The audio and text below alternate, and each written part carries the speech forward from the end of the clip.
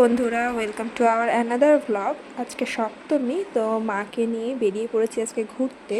ভিডিওটা আপলোড করতে অনেকটা লেট হয়ে গেল, তার কারণ হলো আমার প্রচণ্ড শরীর খারাপ ছিল কদিন, তাই জন্য ভিডিওটা আপলোড করতে পারিনি। তো একটু ম্যানেজ করে নিও তোমরা। তো দেখো, টোটো করে নিয়েছি, কারণ মা হাঁটতে পারে না বেশি, তো তাই জন্য টোটো করে নিয়েছি। আজ টোটো করে ঘুরবো, কাছাকাছি ঠাকুরগুলো দেখবো। যেমন কালীতলায় চলে এসেছি। দেখো কালীতলায় কত সুন্দর করে ঠাকুরের এই মণ্ডপটা করেছে। মন্দিরের মধ্যে খুব সুন্দর করে ডেকোরেশন করেছে। তারপরে আবার ওখানে দেখে দেখো আবার বেরিয়ে পড়েছি। ইছাপুর যাব, কাছাকাছিগুলো দেখবো, বেশি দূর যাব না। তো গোপুসোনাকেও নিয়ে নিয়েছি সাথে। দেখো মেয়ে বর সবাই আছে সাথে। তো রাস্তায় খুব সুন্দর করে সাজানো হয়েছে, ঝকঝক লাইট করছে, খুব ভালো লাগে। দুর্গাপুজোর সময় চারিদিক কী সুন্দর সাজানো থাকে। তো এখানে দেখো চলে এসেছি ইছাপুরের ঠাকুরটা দেখে নেবো এবার। তো এখানেও খুব সুন্দর করেছে, ছোটোর মধ্যে করেছে, কিন্তু আমার ভালো লেগেছে। কারণ যত বড় বড় মণ্ডপে যাব অনেকটা ভিড় থাকে, অনেক লাইন দিতে হয়, তো মার সাথে সেটা দেখা যাবে না।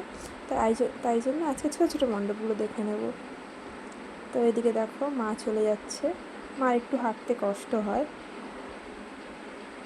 তো দেখো মেয়েকে নিয়ে মা চলে যাচ্ছে।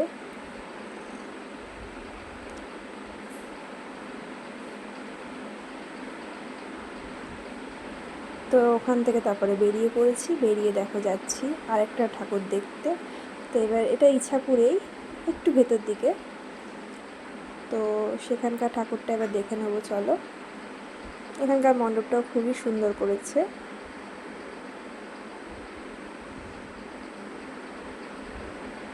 তারপরে দেখো আমার মেয়ের অবস্থা, এবার আর হাঁটবে না।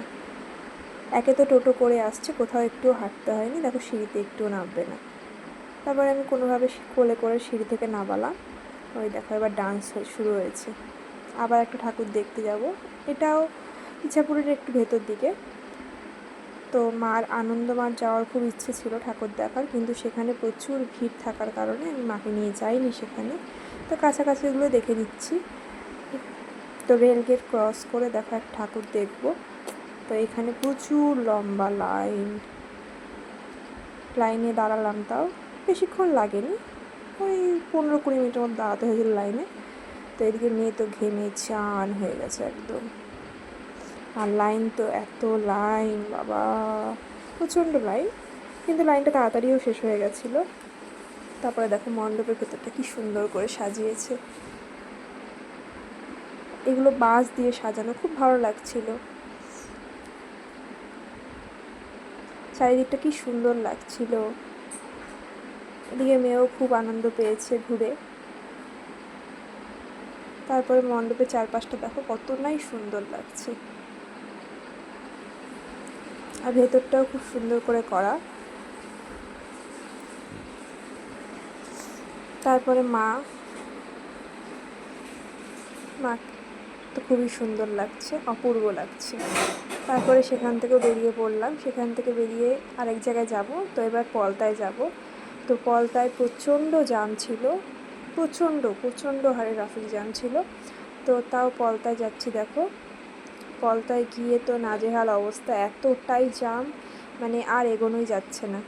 টোটো কোনোভাবে আটকেই পড়েছিল। পলতায় প্রায় আমার আধা ঘন্টার উপরে লেগে গেছিলো। তো পলতায় আমি আর নামিনি টোটো থেকে, কারণ এখানে যে মণ্ডপটা এটা খুব সুন্দর করে, এটা পিএন দাস কলেজের সামনে। তো এটা দেখার জন্য আমি আর নামিনি, টোটো থেকেই আমি বাইরের ভিডিওটা করে নিয়েছি। আমি প্রচণ্ড লাইন ছিল, তো মাকে নিয়ে নামাটা সম্ভব হবে না, তাই জন্য আর নামিনি।